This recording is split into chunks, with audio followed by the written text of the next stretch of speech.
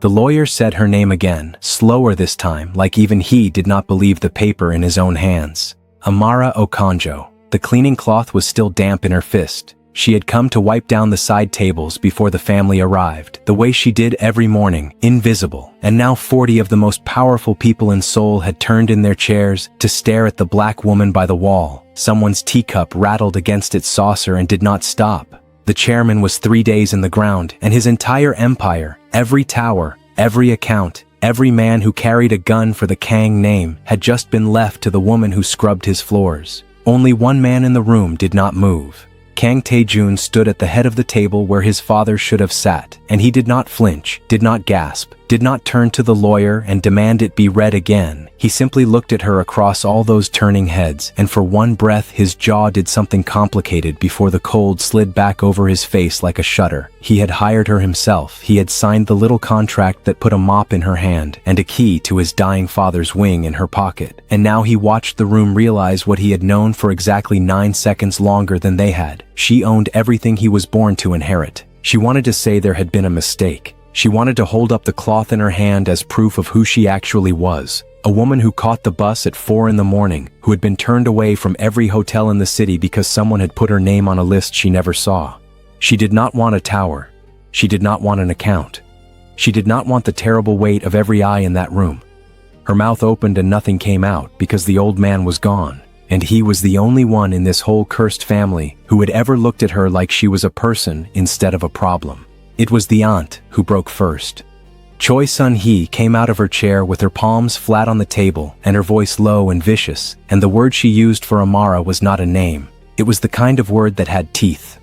The lawyer stammered about the document being witnessed, notarized, sealed by the chairman's own hand in the presence of 2 doctors while he was of sound mind. Sound mind. Sun-Hee laughed at that, a sound with no warmth in it at all, and every man standing along the walls, in a dark suit, shifted his weight at once, and Amara understood, in the marrow of her, that some of the people in this room had already decided she would not leave the estate alive. To understand how a cleaner came to own an empire, you have to go back 3 months, to a night when Amara had 11,001 in her account, and a landlord who had stopped accepting excuses. Rewind. Before the will, before the tea left outside her door, before the cold man at the head of the table looked at her like she was the last warm thing in a freezing house. Back to a cramped diner where a woman who had done nothing wrong sat staring at a phone that would not stop buzzing with the same number, the agency that owed her 3 weeks of pay and would not answer, while the rain came down outside like it meant something. She had come to Seoul 4 years ago with a nursing certificate that no one here would honor and a suitcase of hope that had worn down to almost nothing. She could clean. That much no one could take from her. She could scrub a floor until it shamed the sun. She could sit with the sick and the dying without looking away, because she had done both since she was a girl. But cleaning did not pay a landlord in a city that looked at her twice and decided things about her before she opened her mouth. She turned the phone face down on the sticky table and pressed the heels of her hands against her eyes and told herself, the way her mother used to, that grace always finds a door. Grace Adeyemi dropped into the seat across from her in a burst of mustard yellow and cold air, braids swinging, already talking before her handbag hit the table. Grace had a cousin who had a friend who cleaned houses for the kind of people whose houses did not appear on any map, and one of those people needed someone. Not a maid, Grace said, lowering her voice like the diner might be listening. A private cleaner. Live-in. For an old man who was dying and whose family had stopped coming to see him. The pay was 3 times anything Amara had ever been offered, and the only strange thing, Grace said, chewing her lip, was that they wanted someone with no connections in the city. Someone nobody would miss. The gates were taller than any building on her street. Amara stood in front of them with her worn suitcase and the piece of paper Grace's cousin had given her, and every instinct her mother ever planted told her to turn around. Rich did not mean safe. She had learned that in other people's houses. But 11,001 did not stretch, and a dying man did not care what color the hands were that brought him water. The gate buzzed and swung inward on its own, slow and silent, like a mouth. He was not what she expected. She had braced for a manager, some tired functionary with a clipboard. Instead, the man who came down that impossible staircase to hire the cleaner himself wore a suit worth more than her rent for a year, and he looked at her with eyes that gave back nothing at all. He asked 3 questions. Could she keep a confidence? Could she stand the sight of a man dying slowly? Did she have anyone in this city who would come looking if she stopped answering her phone? She answered the first 2 honestly. The third one she lied about, and she watched him notice the lie and decide, for reasons of his own, to let it stand. 3 rules, he said, and his voice was quieter than the size of the house.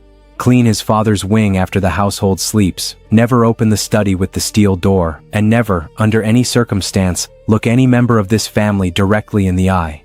She almost laughed at the last one, thinking it a joke about station, about knowing her place. Then she saw his face and understood it was not about pride at all.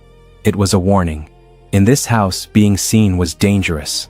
She nodded and lowered her gaze, and something in his shoulders eased, as if her obedience had spared them both a conversation neither wanted to have. The old man was smaller than the illness that was eating him. He sat by the window in the dark like he was waiting for something that was not coming, and when she pushed the door open with her hip and her tray, he turned his head with the slow effort of a man for whom every movement cost. His family had left him to die among machines that beeped and strangers who did not speak his language of the heart. She had seen this exact loneliness before, in a bed back home, in a face she had loved. She did not lower her eyes the way she had been told to. She looked right at him and said good evening as if he were still a king.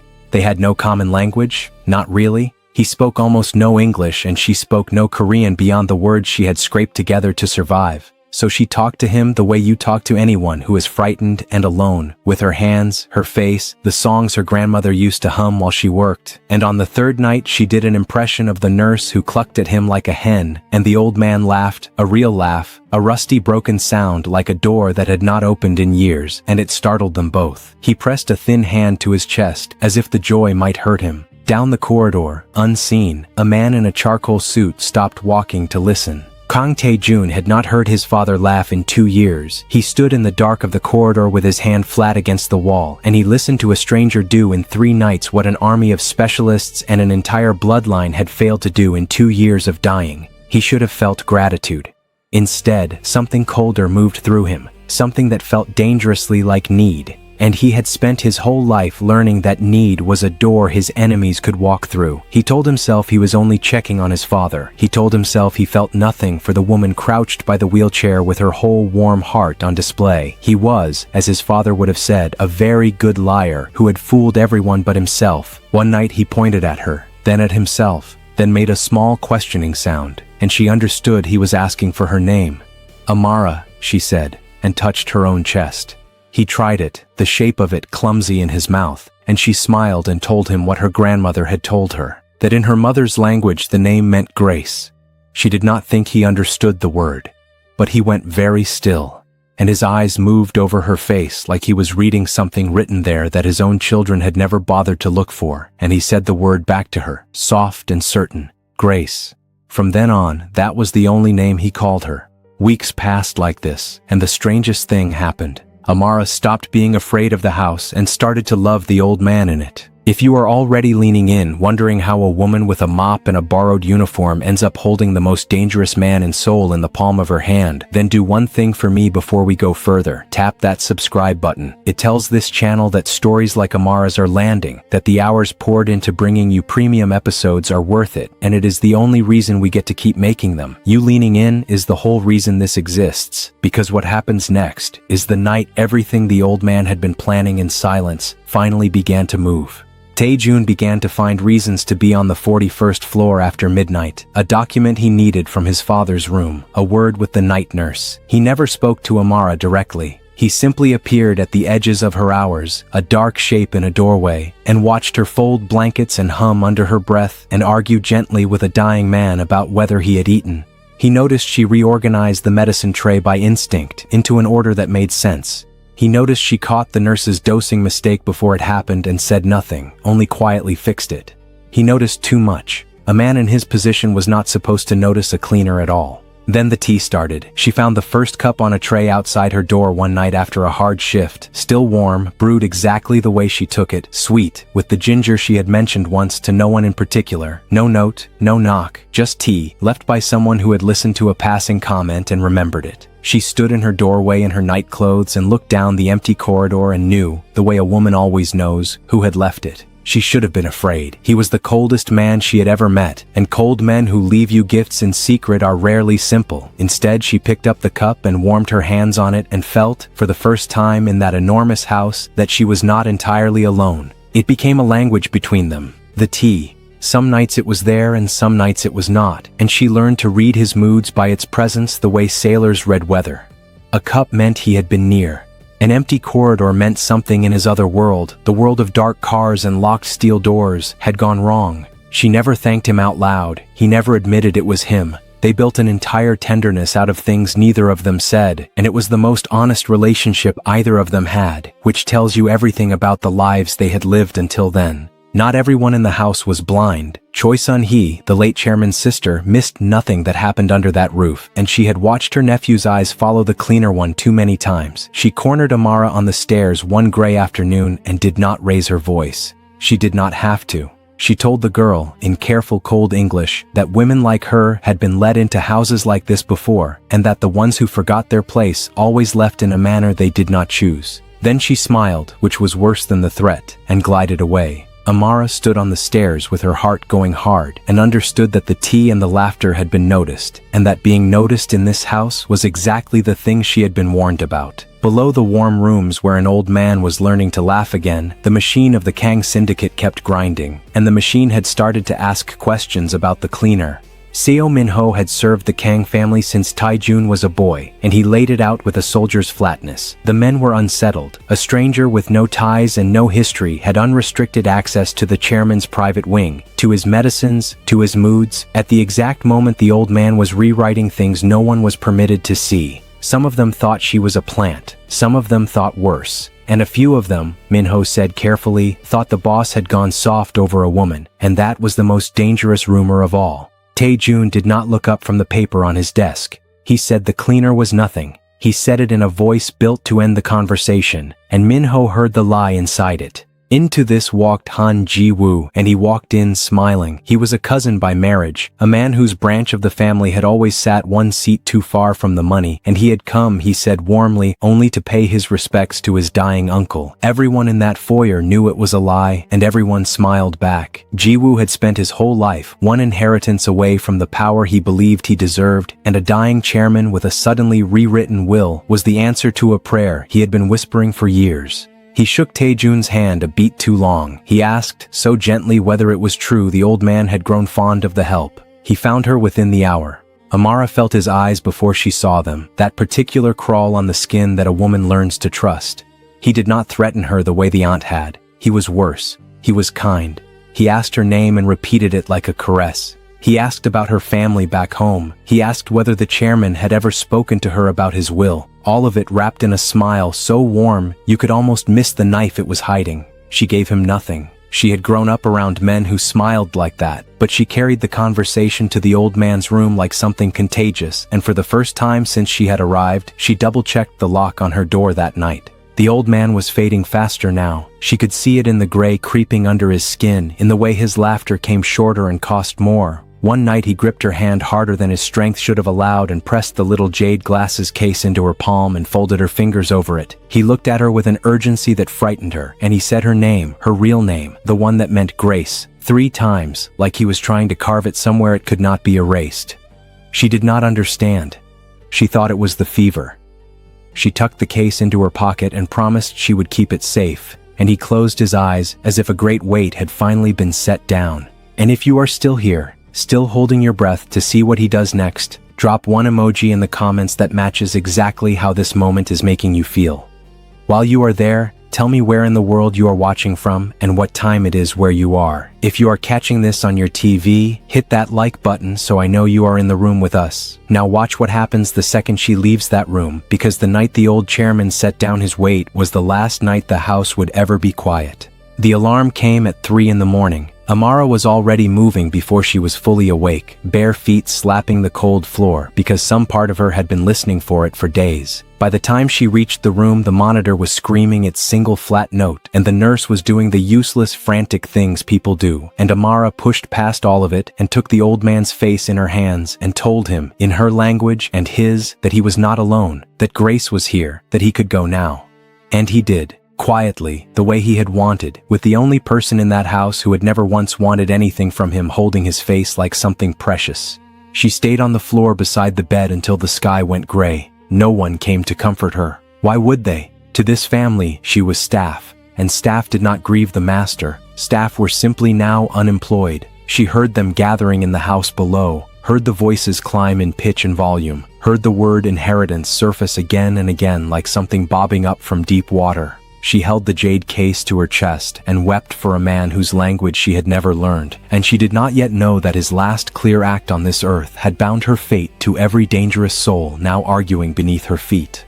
Tae-Joon came at dawn and stopped in the doorway. He had lost his father and he could not weep because weeping was a luxury for men whose enemies were not counting their weaknesses. So he stood in the door and watched the cleaner do the grieving he was not permitted to do, and something in him broke very quietly and never quite set right again. He should have sent her away that morning, paid her off, erased the record of her, protected her from what was coming by cutting her loose before it arrived. He told himself that was the plan. He would settle the accounts, close the estate, and let the strange, warm woman vanish back into the city where the machine could not reach her. He did not yet know about the will. The lawyer came 3 days later with a briefcase and a face like a man walking to his own execution. He had known the old chairman 40 years. He had drafted the new will himself, under conditions of secrecy so total that even he had begged the old man to reconsider. And the old man had refused. And now the old man was dead, and the lawyer had to walk into a house full of armed and grieving predators and read them a truth that would detonate every one of them.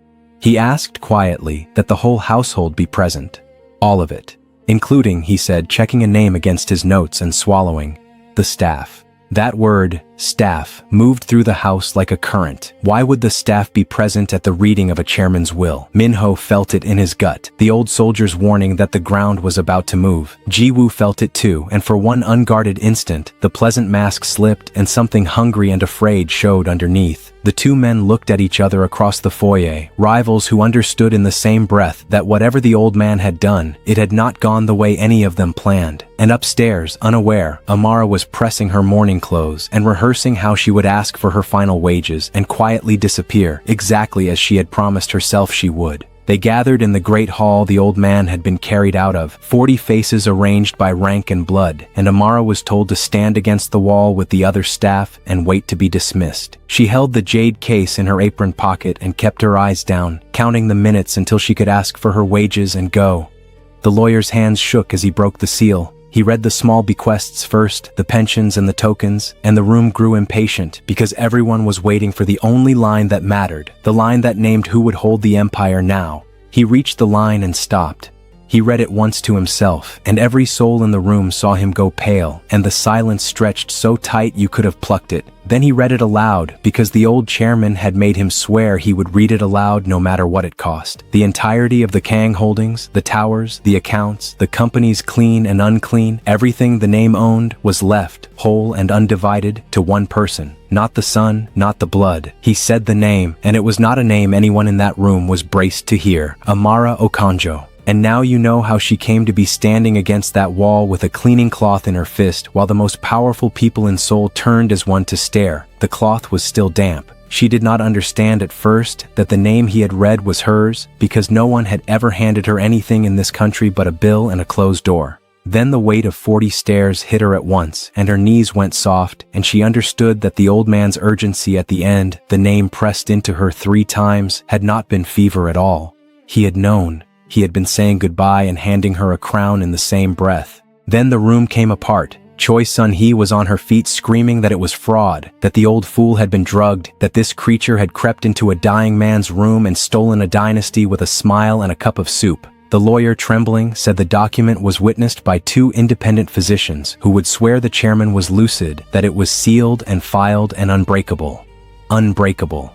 The word dropped into the room like a lit match into petrol. because if it could not be broken in a court, then there was only one other way these people knew to break a thing that stood between them and power, and every armed man along the walls understood which way that was. Amara saw Minho's hand move toward his jacket. She did not know his name for a gun, but she knew the gesture, the same one she had seen in a marketplace back home the second before everything went red. She was a cleaner holding a rag in a room full of people who owned the police, and she had just been made the single obstacle between all of them and everything they had ever wanted. There was no door close enough. There was no name she could call. In that moment, she understood, with a terrible clarity, that the old man's last gift might also be the thing that got her killed before nightfall. One word cut through all of it. Enough. Tae-Joon did not shout it. He never shouted. He said it the way a blade is drawn, and the whole room stopped, because whatever the will said on paper, the men with the guns still answered to him, and everyone knew it. He walked the length of the table slowly, past his shrieking aunt, past the pale lawyer, and he stood before the woman he had left tea for in the dark, and Amara looked up at him with her whole terrified hope naked on her face, certain that the one person in this house who had been kind to her was about to save her. She was half right. He was about to save her life. He was also about to break her heart to do it. In the half-second before he spoke, Tae-Joon did the coldest arithmetic of his life. If he defended her, if he showed the room one flicker of the thing he felt, they would read it instantly, and they would kill her not as a threat to the fortune, but as his weakness, and they would make him watch. If he claimed the empire back by force, honor and blood demanded it, he would have to take it from her hands, and taking it meant her death was the cleanest solution his own men would reach for on their own. There was only one move on the board that kept her breathing. He had to make her the one thing this family feared more than it hungered for, the money. He had to make her untouchable by making himself her enemy in front of every witness in the room. So he turned to the room and he called her a thief. His voice was loud enough now for every ear. He said she had wormed her way into a sick old man's confidence, that she had manipulated a dying mind, that she was exactly the kind of parasite that circled dying wealth. He said the family would honor the letter of the will. Oh yes, they would let her have her cursed empire, because a Kang does not stoop to breaking a contract. Then he leaned close enough that only she could see his eyes, and what was in them did not match a single word coming out of his mouth, and he said the cruelest thing of all, softly, just for her. He said his father had felt sorry for her. That was all she had ever been. Pity. It went into her like a blade because it was aimed by someone who knew exactly where she was soft. Pity. Not the tea, not the listening, not the man she had let herself believe was leaving her warmth in the dark because he saw her. Pity. Her face came apart, and then, because she was her mother's daughter, it closed again into something harder and more dignified than anything else in that gilded room. She would not weep in front of these wolves. She bent, slowly, and picked up her fallen cloth and folded it once, twice, with hands that barely shook, while the richest family in Seoul watched a cleaner gather the last of her dignity off their marble floor. Only one person in the room was smiling, and he was careful to hide it behind his hand. Han Ji-woo watched Tae-Joon savage the woman, and he understood it completely wrong, which was exactly what Tae-Joon needed him to do. Ji-woo saw a rival cutting himself off from an asset out of wounded pride, saw a crack he could widen, saw a lonely, furious heiress who owned everything and trusted no one and could, with the right whispered friendship, be turned into a very useful puppet or a very convenient corpse. He filed it all away behind his pleasant face. The disowning that had just saved Amara's life had, in the same stroke, painted a target on it for the one man patient enough to take his time. He forced the deed into her hands himself. "Take it," he said loud, for the room. "Take what you crawled in here for, and get out of my father's house." Every eye watched the transfer, the empire passing on paper from the son's hand to the cleaner's, and that public witnessing was the whole point, because now 40 people had seen that Kang Tae-Joon despised her, that there was no love here to exploit, no lever, no soft place, only a cold man giving a grasping stranger the rope to hang herself with in a world that would eat her alive. He let go of the deed. For one instant their fingers were both on it, and he pressed, just slightly, a pressure no one else could see, the only tenderness he was allowed. She felt it. She did not understand it. She hated him too much by then to try. So she walked. She walked the whole endless length of that hall, with 40 pairs of eyes on her back, and a dead man's empire folded against her heart, and she did not run, and she did not stumble, and she did not give a single one of them the tears they were waiting for. the jade case pressed against her hip through her apron, the last honest thing she owned. She thought about the old man's laugh, that rusty broken door of a sound, and she held onto it like a rail as she passed the aunt who wanted her dead, and the smiling cousin who wanted her worse, and the cold son who had just carved her open in front of everyone. She reached the great doors. She did not look back, and then she was through the gates. The great iron mouth that had swallowed her 3 months ago opened and let her back out, and Amara Okonjo stepped onto the public road, owning every stone of the place behind her, owning the towers she had never seen and the accounts she could not count, and the loyalty of men who were at that very moment deciding how to kill her. She owned an empire. She had never in her life felt so completely alone. Somewhere behind her, high in that terrible house, at a tall, arched window, a man was watching her go, letting her believe he hated her because it was the only way he knew to keep her alive. He watched until she was a speck, and then until she was nothing, his hand flat on the glass, his face doing all the things it had not been allowed to do downstairs. He had saved her. He had also just handed her, alone and grieving and hating him, into a city where his aunt's money and his cousin's patience and a rival syndicate's ambition were already moving toward her like weather.